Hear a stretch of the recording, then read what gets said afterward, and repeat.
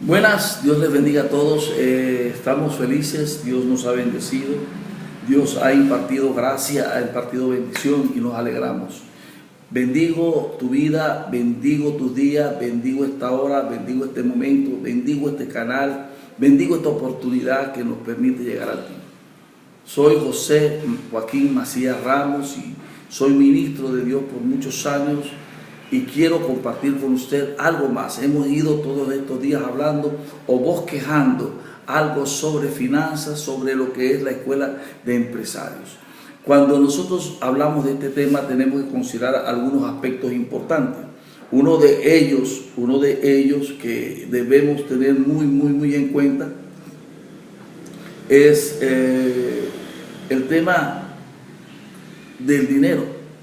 Ya hablamos en los primeros segmentos acerca de prosperidad, de la motivación, del motivo por el cual fuimos creados, del diseño de Dios, de por qué lo hacemos, de por qué lo decimos, de por qué estamos y por qué José conquistó Egipto y por qué Jesús fue a Egipto. Una serie de cosas que hemos hablado y sé que Dios nos está direccionando a esto. Yo quiero compartir una palabra que se encuentra en Mateo 22, en el versículo 15 en adelante. Dice: entonces le fueron los fariseos, consultaron cómo sorprenderle en alguna palabra, y le enviaron los discípulos de ellos con los herodianos, diciendo: maestro, sabemos que eres amante a la verdad y que enseñas la verdad, el camino de Dios, y que no te y que no te cuidas de nadie, porque no miras la apariencia de los hombres. Dinos pues, ¿qué te parece? ¿Es lícito dar tributo al César o no, o impuesto? Pero Jesús, conociendo la malicia de ellos, dijo: ¿por qué me tentáis, hipócritas? Dijo: mostradme la moneda del tributo.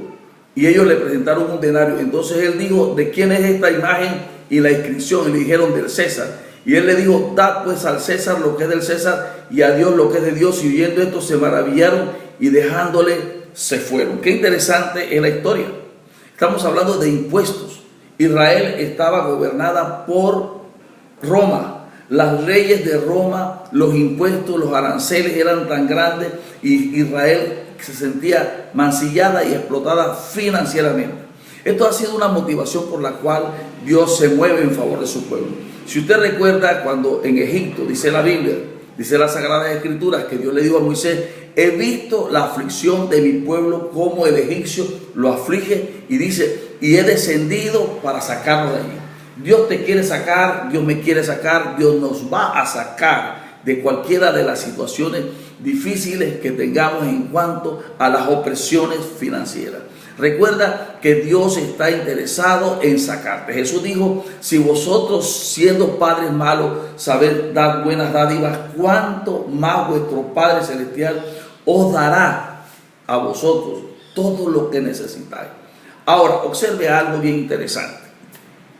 Hoy te voy a hablar de los pasos del dinero, porque es una de las situaciones que estamos viviendo y que estamos nosotros cada día asistidos por ese fenómeno que se llama finanza y que muchas veces nos opresiona, y que usted no tiene problemas muchas veces con el espíritu, con la devoción, con la oración, con el ayuno, pero sí tiene problemas financieros. Parece que tu vida espiritual vaya por un camino y tu vida económica por otro. Parece que no hay una reconciliación, como que no hay un bien integral en el cual seamos bendecidos. Y es porque cada cosa la manejan cada cosa. Lo espiritual con lo espiritual y lo carnal con lo carnal, lo físico con lo físico, lo espiritual con lo espiritual. Esa la Biblia lo habla y lo declara de esa manera. Entonces tenemos que tener cuidado que un principio espiritual maneja cosas espirituales y que un principio administrativo maneja cosas administrativas. Hay que descubrir cosas. Ahora, las cosas físicas son conducidas por lo espiritual, pero lo espiritual no hace, no hace lo físico.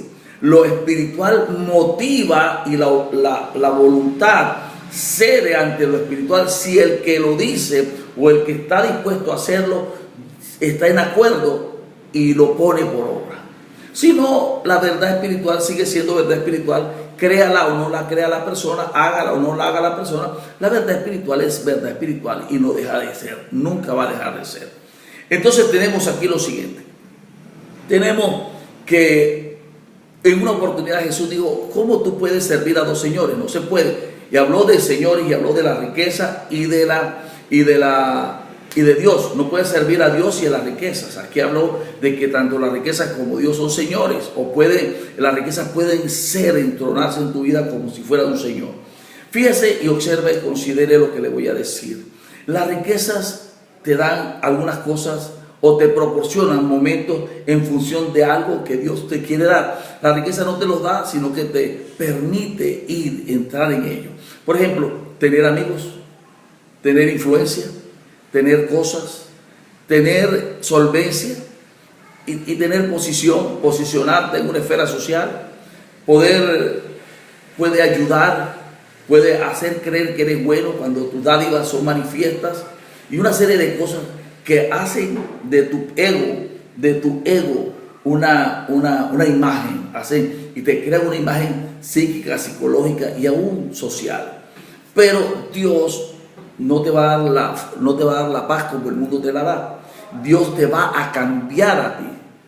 Para Él poner su bendición sobre tu mano necesita cambiarte, necesita transformarte. Ahorita hablaba con un amigo de San José de Costa Rica, nuestro muy amado Luis Mora del Ministerio Trigo Maduro, y hablábamos de esto. Y hablábamos de que un empresario es aquel que sueña por los que no sueñan, o busca tener para los que no tienen. Es la mejor manera de dar. Por ejemplo, escúcheme bien esto ahora. Cuando usted tiene un empleo, una empresa, usted está dándole comida a familias enteras. Y usted dirá, no, pero están trabajando. Pero es que ese es el mecanismo. Ese es el mecanismo. Eso es lo que es la norma de Dios. Entonces, cuando tu empresa crece, tú le das comida a 1, 2, 3, 4, 5, 6, 7 familias. Tú les solucionas sus sueños. Esa es la Canaán que saca leche y miel para bendecir. Esa es la visión de Abraham, ser bendecido y bendecir. Y eso es lo increíble, lo maravilloso. No es dar, no es repartir, no es de cuestión de Santa Claus. Ni siquiera Jesucristo lo hizo. Jesucristo no llevó cantidad de bolsas de panes en oportunidades muy específicas. Dio, pero Él siempre dio en medida de una necesidad específica. Si había alguien muerto, Él lo podía resucitar. Y si había alguien que tenía hambre, no le dio una fortuna, le dio para que comiera. Pero hasta ahí nomás. No dice que los hizo ricos, dice que lo que los hace ricos son los principios que Él nos enseñó. Esos principios sí nos hacen prosperar.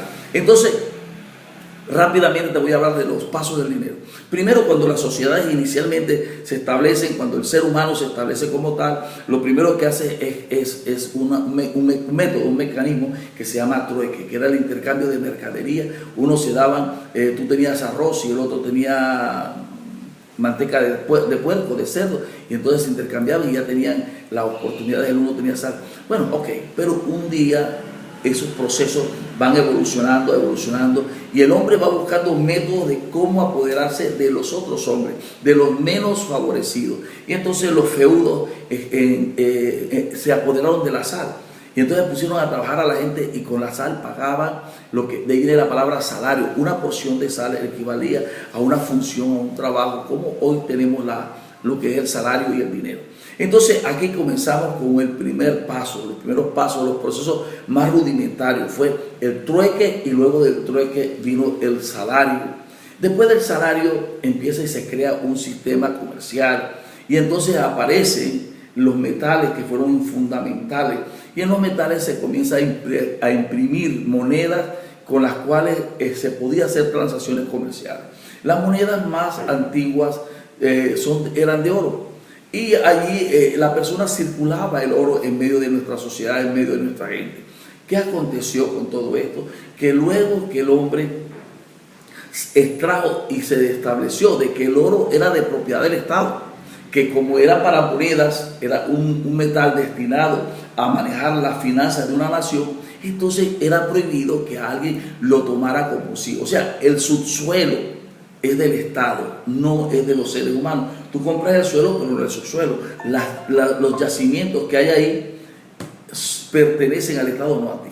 Entonces encontramos nosotros que se imprimen monedas de oro, y la gente transa su mercadería, su casa, su vivienda, su método, todo a través de la moneda. pero las entrañas de la tierra empiezan a agotarse los recursos y los yacimientos están más profundos y la tecnología vale mucho más y los procesos de extracción valen mucho más. A esto le llamamos inflación. Cuando tienes que hacer mucho más trabajo por menos resultados. Aquí que se crea la debilidad de ese sistema que inventó el hombre. La debilidad del sistema del hombre es que ese sistema se llama inflacionario y es la demostración de que este invento es un mal invento, un invento humano, un invento de los hombres.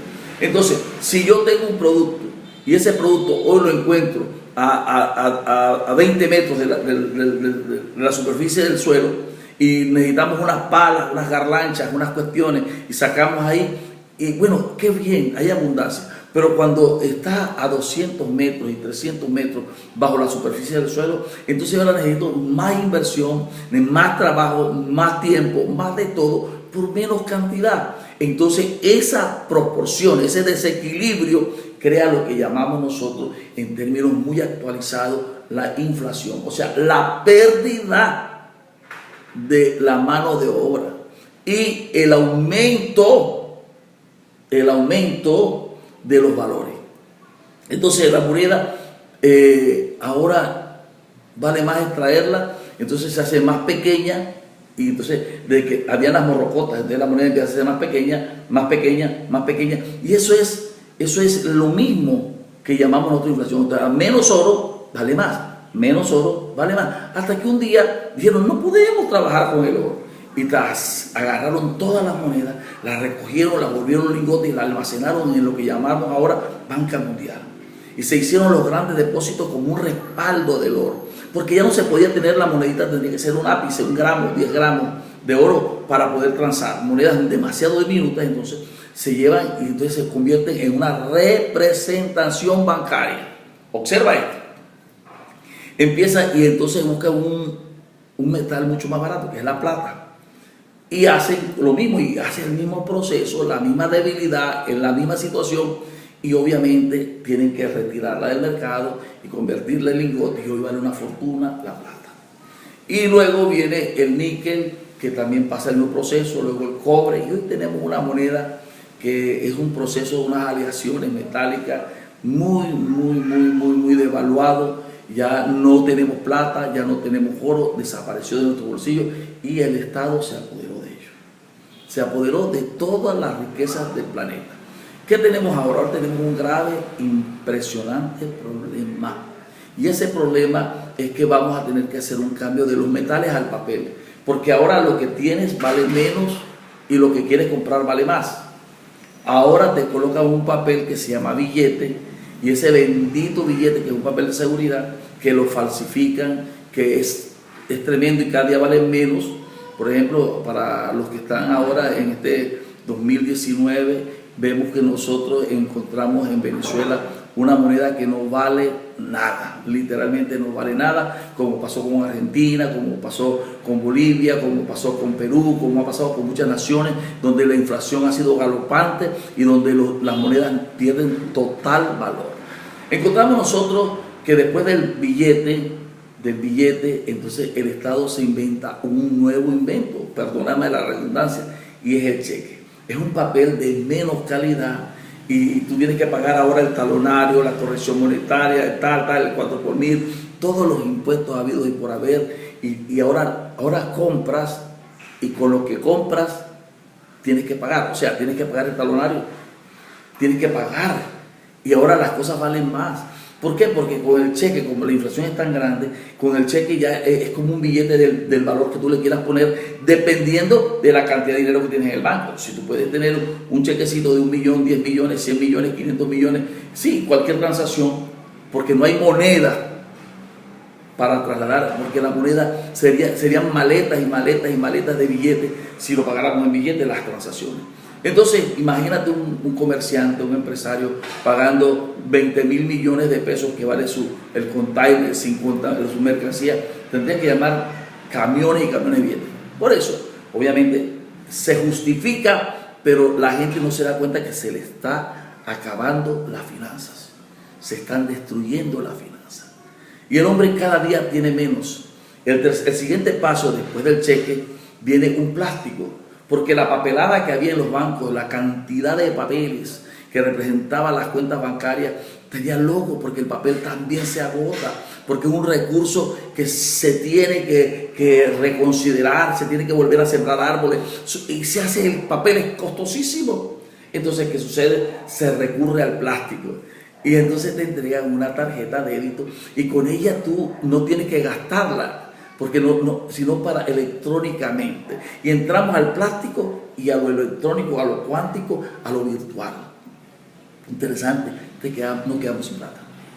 Y es así, y todo es así. Y entonces nos quedamos sin plata, y entonces nos entregan una tarjeta débito.